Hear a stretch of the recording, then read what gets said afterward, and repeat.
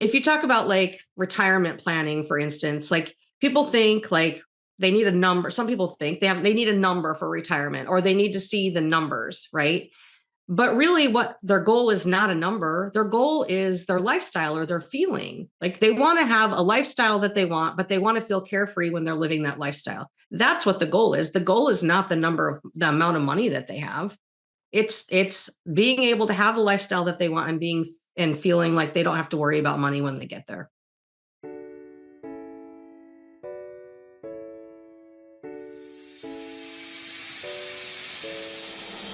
Welcome to Give a Heck. I am your host, Dwight Heck, and for much of my life, lived my life in quiet desperation, wondering how I was going to pay the bills, take vacations, save for retirement, and one day wondering if I would get off the hamster wheel of life and have purpose. A life that most of society lives, which takes us to work, then home, then repeat, and pays us hopefully enough just to survive. The harsh truth that most live with more month than money and have no idea how to live life on purpose, not by accident. This ensures the mass majority are living not just financially broke, however emotionally and mentally as well due to financial pressures. In each episode, I will introduce you to thoughts, ideas, and guests that can help you to learn how you too can live life on purpose, not by accident. Good day and welcome to Give a Heck. On today's show, I welcome Linda Grizely. Linda is a highly rated motivational speaker with over 15 years of experience as a coach, mentor, motivational speaker, and group facilitator. Linda helps people overcoming limiting beliefs, transform their relationship with money, build their financial confidence, and become more resilient and find focus. In her career as a financial planner, Linda witnessed clients facing self-imposed obstacles that hindered their financial growth. Many times she found herself thinking, if only they could break free from these internal barriers, or more realistically, they need to get out of their own way. Reflecting on this, Linda thought about her own experiences with money. Growing up in a lower middle-class household, she had inherited a scarcity mindset. As her life progressed, she experienced diverse money situations and observed many narratives. Through this vast life experiences and through self-realization, she set out on a journey of self-improvement and unwittingly rewrote her money script. Now she empowers others in overcoming internal obstacles to financial success. At Mindset and Money, she enables women to shift their money mindsets, dismantling internal obstacles blocking their financial success. I'd like to welcome you to the show, Linda. Thanks so much for agreeing to come on and share with us some of your life journey. You're welcome. Thanks for having me, Dwight. Fantastic. I'm looking forward to this, especially when I don't have a lot of people on my podcast in the last 3.5 years that are literally that focus on the financial side of life, and even less people focus on, obviously your information could help out both genders, but you focus on women, and that's something that isn't brought to light enough, is how specific people or specific genders or races get left out of the money game, right? They don't understand the rules of the money game. They get left behind, or they're made to feel less of because supposedly it's a man's world, right? We hear that our whole lives, from my earliest recollections, right? My dad took care of everything to do with money. My mom just pretty much was the housewife taking care of the kids and the cooking and doing this and that. But in today's world, that's not reflective of what needs to happen. People need to be empowered on both sides, and we need to continue to push equality. So I appreciated that about reading about you and checking out your information last night and on your website. So Linda, one of the things that I focus on is a person's origin story and the key things from their childhood to adulthood that led them to where they're at. So could you please share to me and the listeners, pardon me, your origin story? Sure. So you touched on part of it there in the intro, Dwight, which was that I grew up in a lower middle class household. And, I had a great childhood. I was very happy, I should say. So great is a relative term, but I was happy. I knew that like my friends did more and had more than me, but I didn't really understand what that meant. And My household didn't talk about money, but I knew that we lived paycheck to paycheck. And I kind of had the feeling that there wasn't a lot of saving going on. But I really didn't know because it really wasn't talked about. I didn't really learn much about money. There weren't a lot of money lessons, but I did have the opportunity to earn money at home. I didn't get paid an allowance, but I could do whenever I wanted money. I could do work to earn money. And so I would do work to earn money. And I also would live paycheck to paycheck. So I would do my work, I would earn my money, and then I would spend my money. And I would only earn enough to do what I wanted to do. There was no saving involved. So it kind of mirrored what my parents had been doing. So my lessons were my money story, which is what is given to you from external information that you take in, whether it's your parents or whoever you live with or things that you see other people do. And that's how you create the way that you relate to money as you grow older. So that was my origin. And then over life, I experienced a lot of different things. Was a teenage mother struggling with money, got married into money. So we're surrounded by people that had money, then got divorced and was back in like struggling to survive. And eventually did this money mindset switch and realized my own worth, and now am able to thrive and understand and have changed my relationship with money because I understand it in order to have more abundance and live more intentionally. Yeah, there's a lot of commonality to what you're talking about, right? So many people, like you can even have, I was just thinking as you were talking about that, you can have parents that are savers. Like my dad was a huge saver, but he kept everything internal to his money knowledge, to his experiences. He didn't teach his children when we were younger anything really about money. I had the same sort of idea. Like I had a paper route. I made money. I made enough to get what I wanted, but I didn't save anything. It was always waiting for that next paycheck to come in from delivering papers. And then I had part-time jobs, the same sort of thing. It wasn't until I started working with my dad and actually seeing what he wasn't being verbal about, right? Seeing the actions that he was taking at his business that I started questioning, like, what is he doing here? And I remember one day he called me into his office. He said, close the door. I want you to listen in on something. And he was making phone calls and doing some huge transactions for investing. And that was when the light bulb for me turned on, like, oh, what's this all about? I got off the phone and I asked him questions and he's starting to explain, well, you got to save money, you got to do this, you got to do that. But I wish you would have done that when I was younger, right? Not when I was a 16, 17-year-old child. So many of us have, as you said, our money story comes from external people, like people surrounding us and what they are willing to share. You know, married into money, divorced, back to broke again. It's because you hadn't broken that money cycle, that hamster wheel that you had been raised on and lived on. And thank goodness you that changed for you. So we'll continue on. I know I myself as a financial educator and planner, I found that like you that most of us are struggling and then facing those self-imposed obstacles that we grew up with. And sometimes it's not even from our childhood. I have adults that tell us or tell me, part of me, when I'm coaching them and sitting down with them, that they learned all this stuff, but they just didn't take it serious. And now they're caught in a circumstance where they're living with more month than they have money, and they're always behind the eight ball. They're always on that hamster wheel, going to work, go home, get paid. There 6 inches between their ears, though, is the biggest problem because those money monsters have never been faced, and their ability to achieve financial growth necessary to achieve a purposeful life is just not being fed. What have you found are the most typical barriers that people face when it comes to money? And what do you find that's effective to help these individuals get out of their own way? Okay, so the first part I think you asked about what are the main barriers, and there's different mindsets and personalities. So there's a lot of different ones, but the main things that I see are that scarcity mindset where you feel like there's never going to be enough, and you're constantly in a struggle. And when you're constantly in a struggle and you're fighting, so to speak, there's a lot of negative energy involved with that. So changing that around and becoming more positive about your relationship with money and trying to get more grounded and be intentional about what you're doing so that you aren't feeling that way is a big step.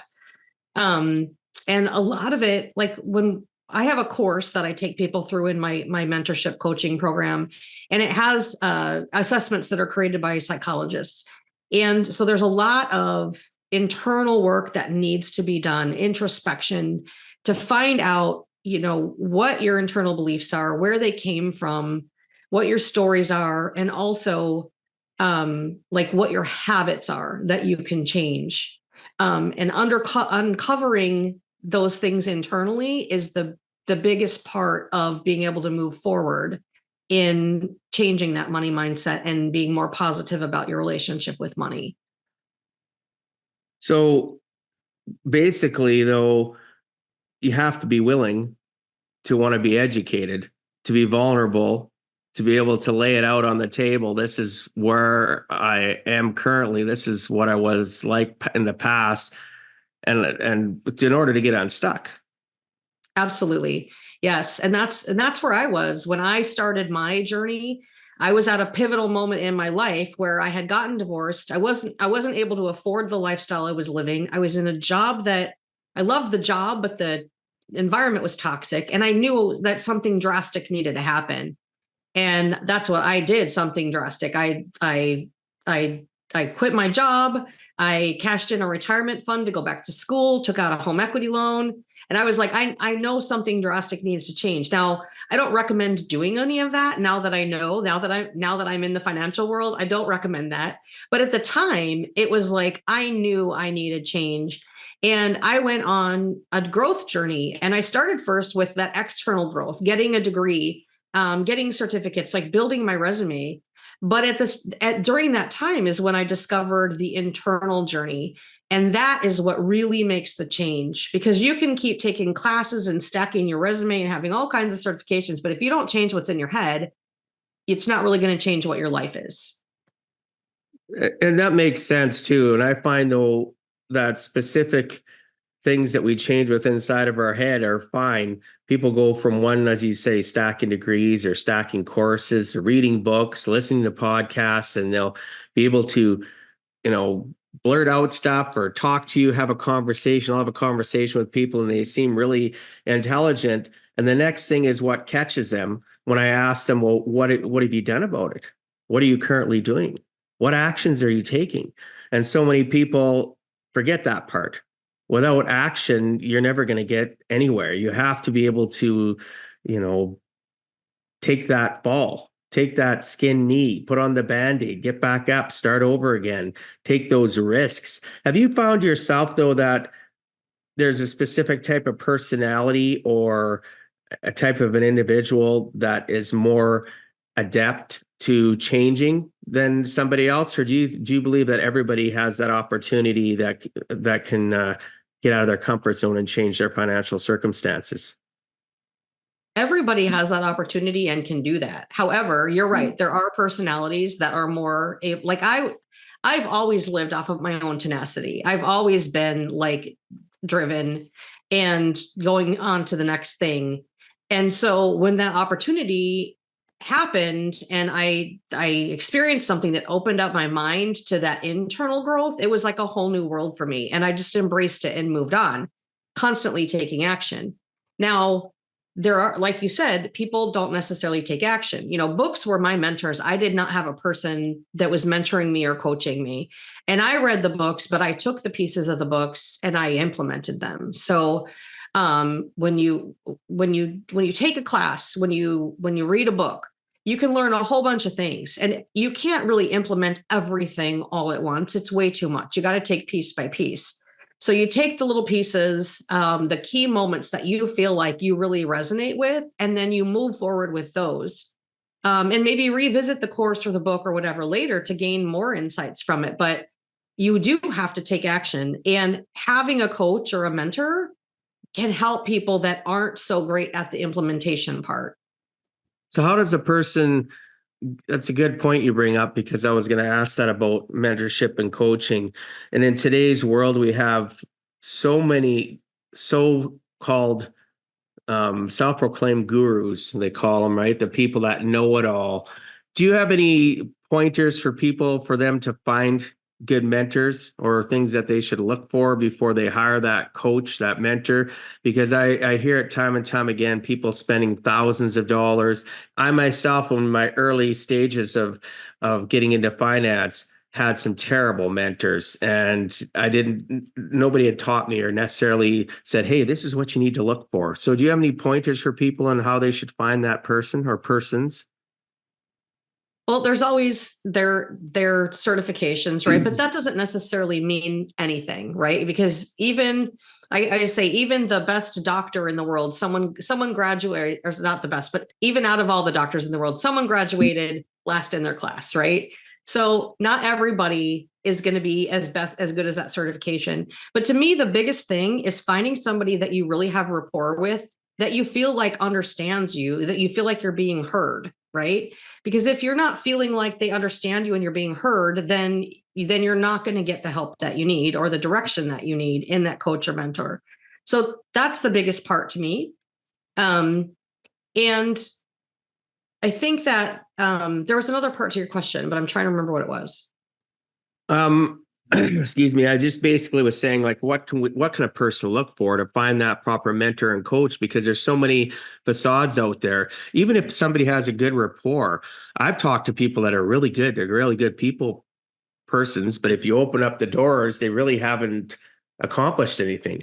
They're a coach without any substance. They're a mentor without any substance. So, really, how does a person get past that? Because even social media can make everything look really flashy. Do you have any pointers of questions a person could possibly ask? Because I've had great rapport with people and end up firing them because they were all talk, no action themselves, or they were always getting me to talk, but they weren't really interjecting and saying, hey, you know what you just said, maybe try this or try that. Have any advice for that? Yeah. So I think that you have a really good point, and I know exactly what you're talking about. I'm just trying to say how I would say it without being too obnoxious or whatever. But you know what?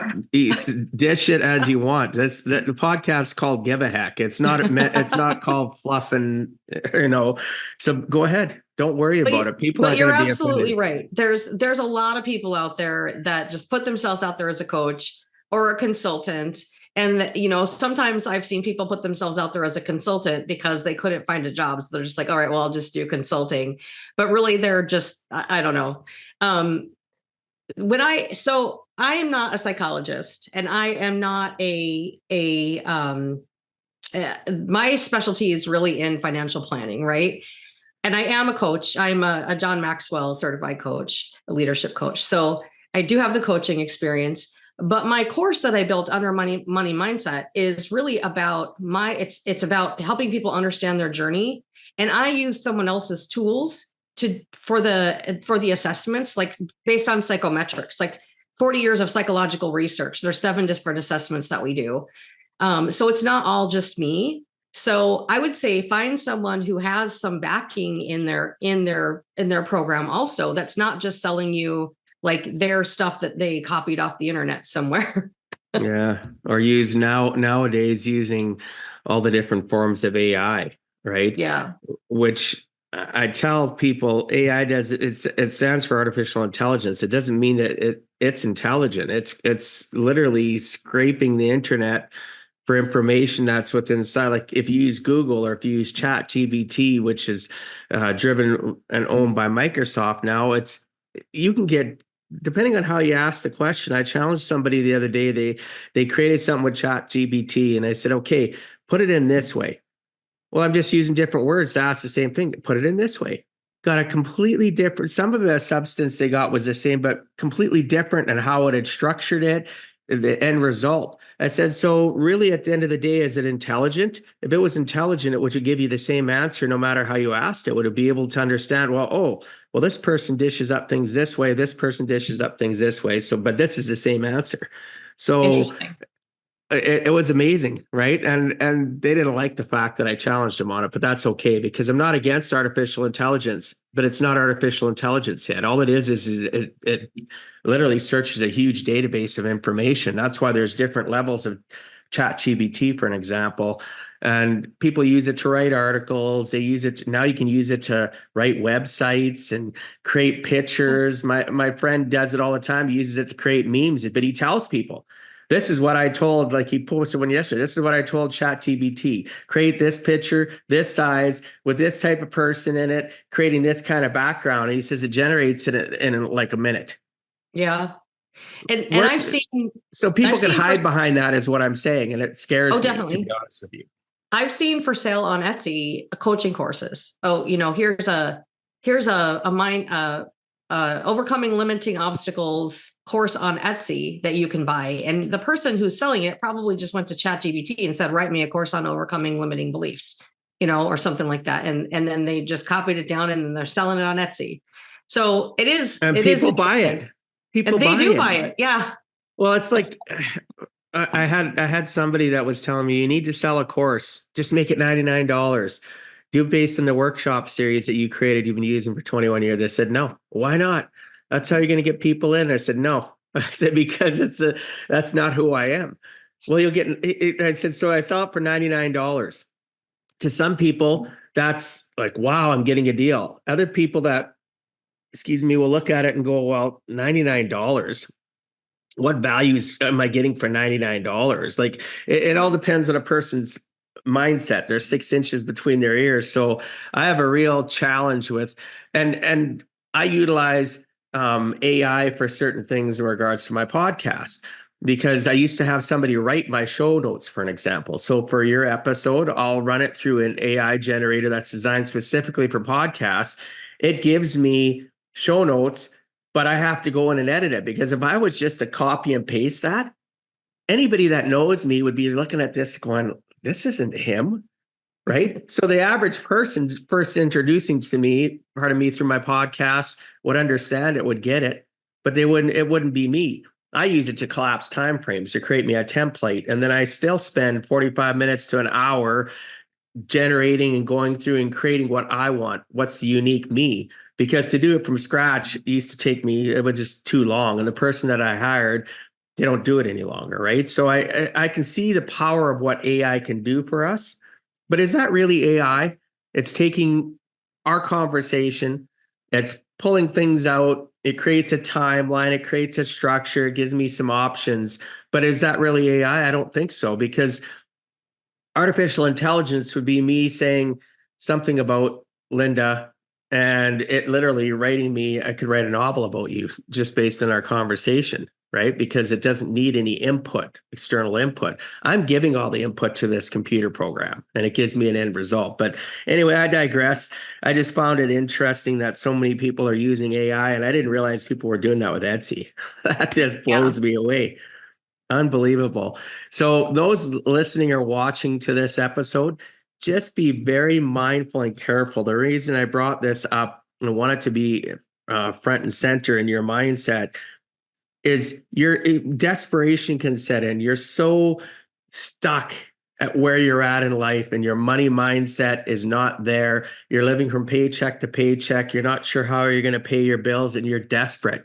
Maybe you got $200 left in your overdraft or on your line of credit or your credit card, and somebody signed that course for $199. And it's promising you salvation. It's promising you all the help in the world. First, you have to ask yourself, are you self-motivated enough to do a course on your own? I myself, Dwight, I like being on a course, even if it's online, where Linda would be coaching me and we'd be live. Or we're in a group of people, there's 8, 12, 15 of us, right? Whatever. I prefer group coaching or one-on-one coaching that's live than just to take a course. I find my brain just wanders everywhere. I don't know about you, but that's what I like. Yeah. And that's actually what my course is. It's online. It's in an online community. And there's like steps that you walk through, like little videos that you watch. But then we do the live discussions, right? So that's awesome. Yeah, we get live in discussions and it's a group. So we can, the best part of the group is that you understand that you're not alone, and that you see that other people are struggling with the similar things as you. They're never exactly the same because everybody has their own unique circumstances, but it's nice to see and share and see people sharing those stories and relating to each other in that sense. Because if you do one-on-one coaching, sometimes it feels like they still feel isolated in their struggle, right? So having the group and the community lets you see that there's everybody else is going through the same sort of struggle in their mind as you are. Yeah, the challenges. When do you find though, I know myself, like I was reading about yourself and you're talking about somewhere I was reading last night about you and you were talking about that you prefer group coaching, I believe, over that individualized coaching. I know myself in 21 years of doing this, I like the group. I like doing the workshops. I like working and having people even in a room, not necessarily even video, getting up and we have conversations over coffee after and people, because then you can feel that empathy. You can feel that somebody might have for you or that understanding, not necessarily giving people boo-hoo, woo-hoo, but that actual substance of compassion and caring. I have found though that some people require one-on-one, that they're just so shut down in their mindset that they're so closed off and compartmentalized that they can't help it be just lost in that room. They're sitting there and they're not really focused or paying attention. So I've had to utilize one-on-one coaching for I don't know, let's say 20% of the people that I've dealt with, even in husband and wife situations when I'm dealing with a couple, sometimes I have to deal with one separate from the other because there's just too much going on between their 6 inches. So do you utilize one-on-one coaching in any circumstance, or do you always focus on the group? So yes, I do one-on-one only. In when you sign up for the group, the course, the cohort, I call it the Money Mindset Mastery cohort, you get one free session with me. Oh, And that it's meant to be used at the end to kind of like solidify and like get you launched on your way to take action. But it can be used at any time during the course. And then you can buy extra, or somebody that's not in the course could buy a session with me also. But I really recommend going through the course because that's where you get like the real honest feedback from the lessons the assessments that you take and the lessons that you go through. So there is always that option of doing okay. one-on-one. So the group stuff with the videos and then the group interaction is going to be that point where that person has those more of those aha moments. And I could see it being a circumstance. I know when I've done group stuff, it makes it so that person doesn't have to feel they're alone, as we talked about, but that there's the ability for them to still vocalize their concerns or hear somebody else's concern without even having to be the person that asks the question or makes the comment, to take some pressure off them. Wouldn't you agree? Absolutely. It's similar as in any class that you take, right? There's someone asks a question, there's probably other people in the class that were too afraid to raise their hand and ask the question, you know. And I think that sometimes when someone else is talking about their experience or their story, then other people were like, "Oh, I hadn't even thought of that." And they can relate to that and take that into their own journey that they're experiencing as far as like how they can start to amend their thoughts and understand their thoughts. Yeah, it collapses time frames.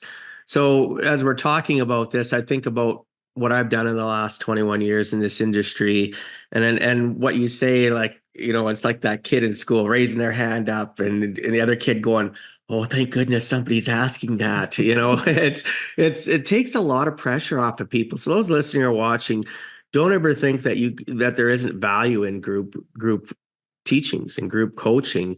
Um, I found myself a lot and everything that Linda said, right? To that being that person that was nervous until I found my own internal voice to become external. It was nice having somebody that was farther along the journey than me or had more confidence than me that brought up that question, shared that information, and then all of a sudden, because of them doing that, I have that aha moment. And maybe the next session, I have the confidence to say, "Hey, Linda, what about this?"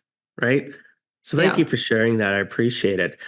So in the last 21 years, as I've mentioned, I found that without a sense of what a person wants, they're on that hamster wheel. So I do a lot of goal setting with people and breaking down why they want it, right? Why they hope to achieve it. And sadly, though, for many people, when I goal set with them, the whole thing falls apart in short order because they don't have any sort of plan, or if we lay out a plan, maybe they don't get to the next session where the plan gets laid out to them on how to execute on their goals. They fall away, right? Maybe it takes, for some people, it can take weeks. I've seen it. Some people, it takes months. We get a final program put together for them, a financial roadmap to help them, continue to keep their money monsters at bay so that they can continue to live a purposeful life. But it falls apart. What have you found works to keep people stay focused and on course?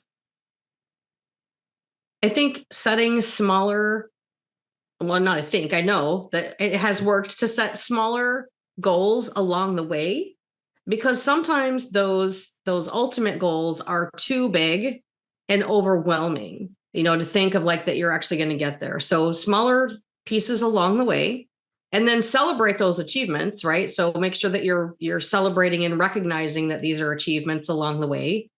The other thing is that sometimes the goals are not the physical or the number, but they're actually a feeling.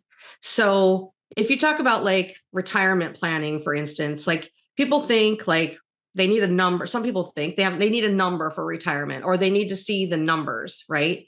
But really what their goal is not a number. Their goal is their lifestyle or their feeling. Like they want to have a lifestyle that they want, but they want to feel carefree when they're living that lifestyle. That's what the goal is. The goal is not the amount of money that they have. It's being able to have the lifestyle that they want, and feeling like they don't have to worry about money when they get there. I And that's love a that. feeling. I love that. Goals a feeling. It's so true. I've never narrowed it down to just that. So again, and other people learn from my show. I learn from it too. It's a great way for me to even vocalize that to people. Your goal is a feeling, like it's not necessarily because as a financial person and sitting down, yes, people want to know their FIN number, their financial independence number. What number do I need to live this lifestyle? I've done budgeting with them. We know what they live at today. We've forecast out what kind of retirement they want, how much they're going to travel, put all those numbers together.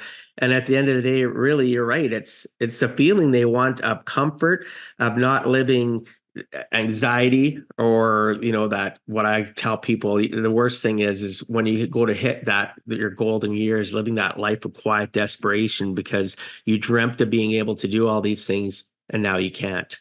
So you haven't captured that feeling of calmness or happiness, as you mentioned. So really, yes, I love that. Goals is basically, it's a feeling, not a number. So thank you for that. Um, Anything else you'd like to add about that? I think that in the sense of like taking smaller steps towards that number goal, or that ultimate like thing goal, that having smaller steps towards that feeling is an important part of that too. So starting to feel as you're going through those steps, that your feelings should be changing towards it too. So if you're feeling like you're struggling with budgeting and you're trying to figure out how you're going to end up with that bigger number, but if you start to feel like confident in like, hey, I'm setting this money aside, and the reason that I'm living less now is because I'm going to be more comfortable later, then you'll start to feel more comfortable in the way that you're living now. Yeah, that's so true.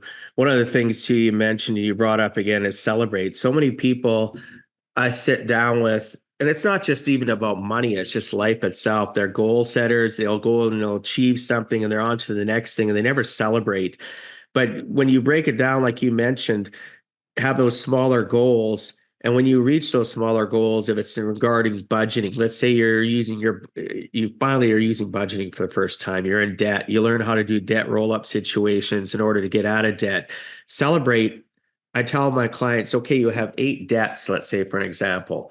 And when you decide that this is what you're going to do and you're going to stick to it and you're following a process, when you get rid of that first debt, celebrate. It doesn't have to be something great. Maybe you go out for pizza, maybe you go out for ice cream, but you need to actually celebrate and pat yourself on the back. And if it's a family thing and you've all worked together, the family needs to celebrate it before you go on, because that celebration gives you internal validation, gives you external validation if it's a family based thing, and it gives you energy to get to that next one. And you're more likely to stay on the track of financial success and have financial power toward your future if you celebrate. So I like the fact that you brought that up. So many people don't talk about celebrating those small little wins. Yeah, absolutely. Yeah. So you talked a little bit about money mindset, right? So you speak about it, which most of the population sadly doesn't get. We've already come to that realization. I call it knowing the rules in the money game, which starts from a lack of education from grade school all the way up to adulthood. Please share what money mindset means to you. You shared some, but please, if you could share more in detail what it means to you and what can we do as a society to bust past this stuck mentality of people not knowing. Gosh, that's a loaded question there. There's a lot. So when you talk about money mindset, it's what's in your head about you, right? What you believe, like for you, like somebody thinking, I'll never make that much money, or I'm not worth that much money, or I'm just bad with money. Like those are some really negative money mindsets that a person can have about themselves. But there's also external money mindset, like, um, you know, rich people are greedy, or people with money are bad, things like external things that you put out into the world about money. And that goes into like having just negativity overall. But the other thing is like you talked about, like education and stuff. Like our biggest fear as humans is fear of the unknown, whatever that unknown is. And if you don't know about money, it's very scary. So if you don't understand how it works, or you're not sure what you should be doing, then, educate yourself, learn about it, take baby steps and learn little pieces of it. Set aside 15 minutes once a week to just, research something and learn about something that has to do with money. And I think that the more that people talk about it also, because that's another thing, people don't talk about it because it is kind of like a taboo subject or whatever. But the more you learn to talk about it and are free in understanding it and talking about it, the more comfortable you'll be with it. And I think that's a big part of what happens inside my money mindset program, is that people are talking about it with other people that want to talk about it, and in a safe space where nobody's going to judge them about it. And they're not talking to their other family members who are going to tell them what to do. It gives them a safe place to talk about where they're at and what they should do without having external biases about them in there. Yeah, it's scary how lack of conversation around money. I see it especially between significant others, right? One will say, "Well, I don't know what's going on with money. They take care of it." All of a sudden, I sit down with them and we start breaking down their assets. We figure out what their net worth is. We figure out what their actual, if they budget at all, and we start figuring out money situations. And that lack of conversation about it creates a lot of dissension. It creates anger. It's unbelievable. And I don't like being that person that has to bring that to light. But when somebody wants some financial planning, you can't leave that alone. It's not like you can just there's people out there that just jump to the transactional side of it. They don't care. Okay, you want to invest? Okay, we'll do this. Oh, you want some insurance? Okay, we'll do this. Press hard 3 copies. Whereas I wanted to find out right from the start, before we get to that transaction, can they actually afford it? Should they be maybe taking that money and putting it against debt because they're paying 20-30% interest? Like I love how you put that, right? We'll also have that, what do you believe about you? And then we have that external things about wealthy people. I hear it all. In 21 years, I've had people come up to me when I've been on a stage talking about specific things, come down and people will say, well, you know, the wealthy do this and the wealthy do that, or the poor have this and the poor have that. People don't choose to be poor, not necessarily. Maybe sometimes they have circumstances. They want more. They dream just like the person that's wealthy, and the person that's wealthy has their own stuff they're dealing with, right?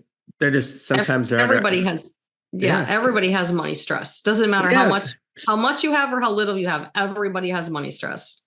I agree 100%. And sometimes the wealthy people that I deal with have they're mentally broke. Their bank accounts padded, but they're mentally broke. They're miserable. They're not happy because, again, they've never been taught how to live a purposeful existence. And it takes time, it takes effort, and it takes consistency, right? That's a lot of people don't get. You have to be consistent once you start on this journey, or even if you're on this journey and you're faltering. A lot of times it has to do with the fact that, oh, I don't feel like it today. I had this happen. I'll worry about it tomorrow. Or I'll worry about it next week. And it's not even just about money. We do that with everything in our lives. We don't stay consistent. I think if we could all be programmed to stay consistent with everything we do in our lives, we'd be so much better off. So, Linda, we have all learned from behaviors as we talk about from childhood and even adulthood that give us those limiting beliefs, like that scarcity mindset that you mentioned. I love the words. So many people have scarcity mindset. What have you found are some of those limiting beliefs and the stages that you utilize? Like, you use the courses, you utilize individual work, but is there anything that you do specifically within that, like structured stages, that you're willing to share that can give people, that validation that there is hope for them to accomplish this? Sure. So we talk about we talk about money scripts, which are, they were coined by Brad Klontz. He's an author and a psychologist, which are like money avoidance, money worship, money status, money vigilance. And one of the assessments is based on that. And it gives you like a score, and then it tells you like which ones you're high in and which ones you're low in, and then it'll give you like, it'll actually spit out from the psychometrics like things that you should do, and then we talk through those. And sometimes there's people are like, these are spot on. Other times people are like, this one doesn't sound so much like me, and that's fine. You take what you can from it and maybe learn what you can from it, but overall, just the uncovering the things underneath is the main thing. We go through money personalities. There's a money personality section. There's one on investing confidence, which it takes your risk profile that like financial advisors normally do a risk profile, but it takes it a step further and adds in like your psychological side of that, to like your risk profile. There's one about your openness and your ability to be able to take on new financial outlook, right? To be able to look at new ideas. And it gives them insight into how open they are into working with someone. And sometimes they're surprised. It says where they'll be like, it says I'm not, but I am. And then we'll have a discussion on why there might be a difference in what the results were and what they think. Because sometimes, like I said, you need to get out of your own way. And if you don't realize that you're really in your own way, then maybe having a conversation about it and having that assessment will help you work through that. I hope that Yeah. answers what you Oh, it asked. does. It does. Oh, absolutely. Thank you. The end part was really important. Discussion's important because there'll be people, as you mentioned, that, well, that's not really me, but really it is. They're in denial. I found that having conversations with people, they're in denial, and if they're not willing to face it and discuss it and bring it out to the open, they stay stuck. They stay in that quiet desperation, or it's easy, I find, for them to fall backwards, right? That they're not willing to be open, because a lot of these assessments, and as you mentioned, financial planners, financial people in finance in general do investment questionnaires. I do them as well. And I actually go through them, and obviously not as in depth as what you're talking about. So I'm kind of intrigued by that. Well, not kind of, I am a lot of intrigued by that. The fact that it goes more in depth. But at the end of the day, discussion is number one. Mhm. If you can't communicate about it, you're never going to move forward. I don't care what it is, right? Right. You The have the to have live conversation. The live portion is very important. This isn't a course that I could put and just record it and put it online for someone to watch. Like I said, there are pieces that are recorded that kind of explain what to do in each assessment, but then the real work takes place with them journaling on their own time and then in the meeting where we discuss it. That's where the real work takes place. And having that live conversation, I can go through, like, if they say this doesn't seem like me, I can go back to the actual assessment that they took and say, let's talk about how you answered the questions. Tell me about, you answered this question this way. Tell me about why you answered that way. And then I can get the underlying story, and maybe I could be like, okay, yeah, well, I agree with you. It doesn't match. So whatever, move on, scrap that one, and we'll work on something else. But usually they see, like, okay, yeah, I can kind of see why it came out. I can see why it came out that way. So it hopefully it's giving them the steps to build on that, even when they think there's a discontent. Yeah, you're breaking down that mental barrier that's stopping them from admitting their truth, right? Yeah. Of why they're where they're at. And it can be a freeing thing, but initially I see it creating a lot of anxiety and stress for people, right? If they're at that point, and then you go back to assessment, but being able to discuss it with them, you must see, like, I don't know, I myself watch body language. Do you ever notice that when people have that, oh, Linda's right, I answered it that way because it is the truth. Do you ever notice in their demeanor, their body language, their tonality, that pressure relief? Yeah, I do. But when you're talking about, like, the anxiety about it, right? So if you think of someone who comes to you for financial services, right?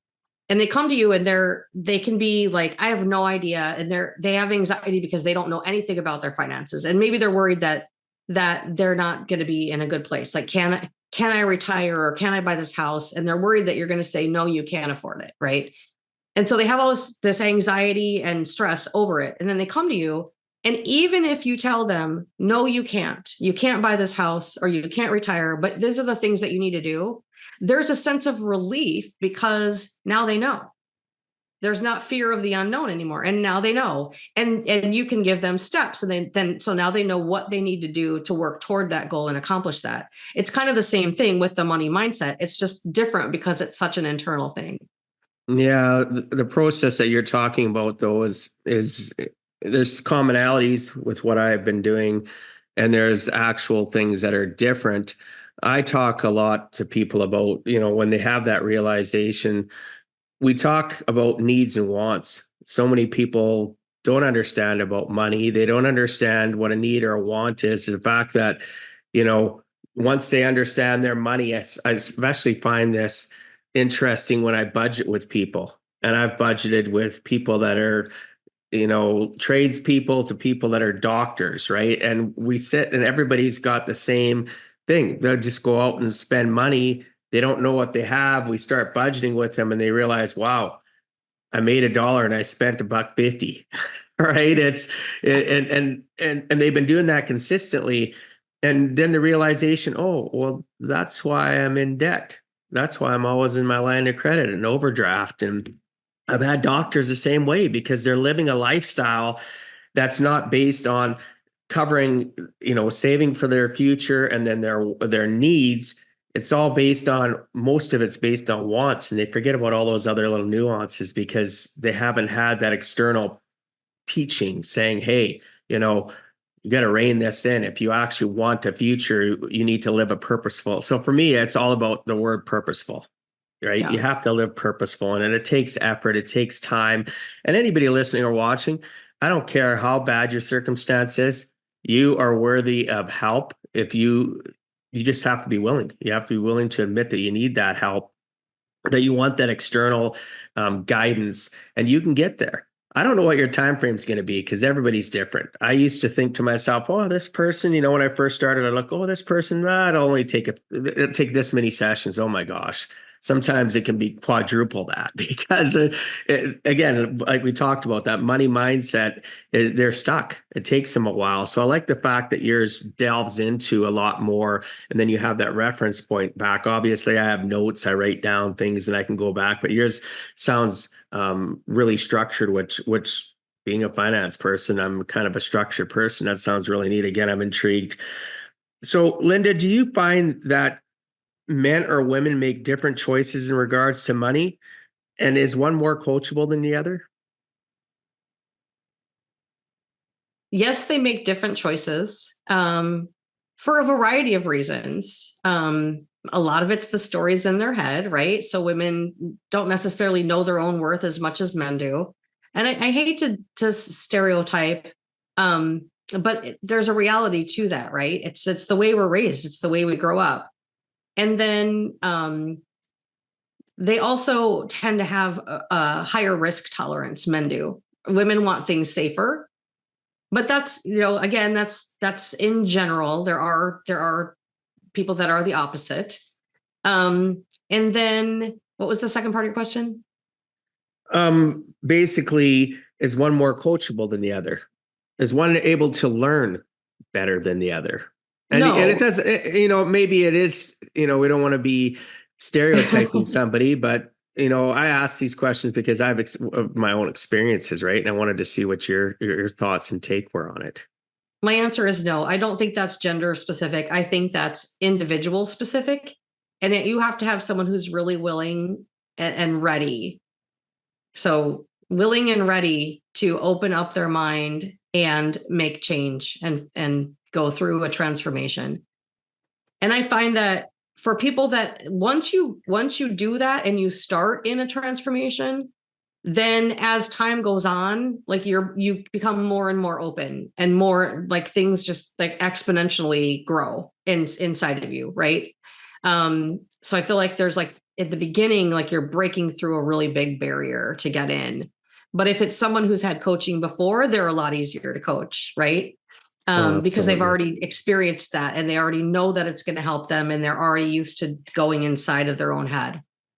Yeah, I agree. Initially, when I got into this industry, that stereotypical men and women was a reality. But as I broke down the barriers, as you mentioned, and had conversations, I found that it wasn't gender specific. I had women that were more risk tolerant than their significant others were, right? Or they grew up in a circumstance of a family where that external validation or education from their loved ones, their uncles, aunts, friends, or whatever was imprinted on them. But once they got past that and had some education, all of a sudden they weren't timid about money. They weren't risk adverse. They were really risk takers. They were willing to be somebody that would step out of their comfort zone more so than society would have labeled them at. So I like how you say that it is individual specific. Once they learn, once they're educated, sometimes they find out, well, that is actually them. But I'm shocked by um, questionnaires that I utilize, and it can be from 1 year to the next, or it can be when we start and then 6 months later, I'll ask them to do it again. How different it can be, right? Just because, and I'll say, let's look at this first one. Let's look at this one, and they'll go, wow, and how much they've changed. And it actually, for me, it's very uplifting and makes me feel good because that's one more person that's been empowered to know that they can have more out of life. Absolutely. Right. Absolutely. So you talked about group coaching and the one-on-one, and you did a great job of explaining that. And we talked about the fact that I've found power in doing that too. What circumstances do you look for? Do you ever have opportunity when you're talking to somebody that you say, oh, you have to be somebody that we have a one-on-one conversation with first before we decide, or do you take everybody through the same funnel? Everybody goes through the same thing. They can have a conversation with me first if they want to get to know me or learn more about the program that I offer. But really you can just sign up and get right in it. I don't if anybody's open and willing, they are welcome to join. Well, that's perfect. That's good. I wanted to ensure the listeners understand that they can just there's no barrier to entry, basically. There's not right Right. now. I have it listed as women only right now. And that might change in the future, but that would be the only the only thing that I have, but that's really Well, just for marketing purposes. that's okay. Like I've had people on for many different aspects, not just finance, that focus just on the female gender, and there's nothing wrong with that. I had somebody on here recently, and before we started recording, I said, "Do you help men?" She says, "Well, actually, I do." I said, "Well, your website doesn't say anything about men." She says, "Well, I get, women will reach out to me and they want to know if they can help. I can help out their dad, their brother, uncle, whatever." And I'll say, "Well, you're missing a huge segment of the market. Yes, you're getting a referral, but what about the people that read your website and then decide that, oh, I'm a man, I guess I'm gonna have to go elsewhere." So I appreciate that you bringing that up, because I think what you've talked about is valuable to everybody. And as you mentioned in our last part of the conversation, it's individual specific. It has nothing to do Yeah. with gender. So thank you for sharing that, because I would I would dislike anybody listening that's a man that wouldn't reach out to you, because I think you have extreme value that you'd be able to help them out. So thank you for, you know, um, being more specific about that. So, Linda, if you had to give our listeners one last closing message, what would you tell them in regards to giving a heck and never giving up?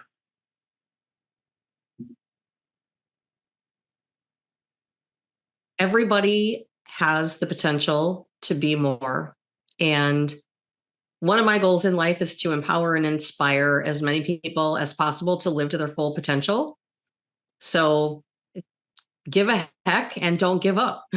I love that, though. It's short and sweet. That's the best. Thank you so much for your time. I really appreciate you coming on and sharing your knowledge.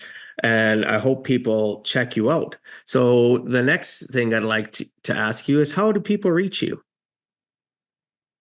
So there's two ways I recommend. One is LinkedIn, Linda Grizely, Grizely. You'll find a little grizzly bear, the bear emoji next to my name, so you'll know it's me. And then I also have my website is mindsetandmoney.com. And if you put in /pod, P-O-D, you'll find a special offer there. A free little money mindset quiz, download habits of successful people, and then an offer for joining in my cohort. Sweet.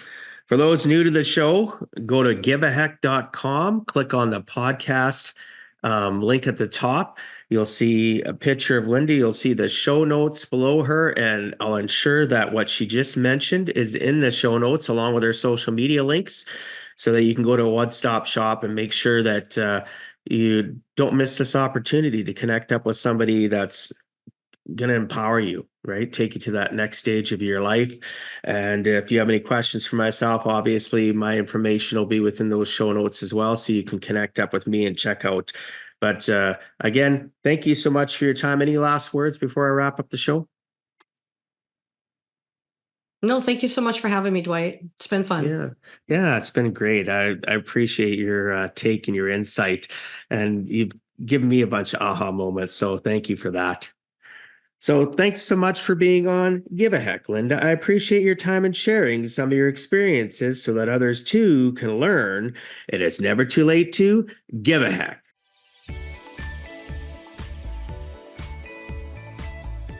Thank you for taking time out of your day and listening to Give a Heck. If you find value, I'd appreciate you sharing with your friends and family so they too can learn how to live life on purpose, not by accident. So you do not miss the next episode, please subscribe on your favorite podcast platform, and please also post a review. I look forward to reading your comments. This has been Dwight Heck. If you want to check out other podcast episodes or today's show notes, please check out my website, giveaheck.com. And until next time, together let us all strive to give a heck.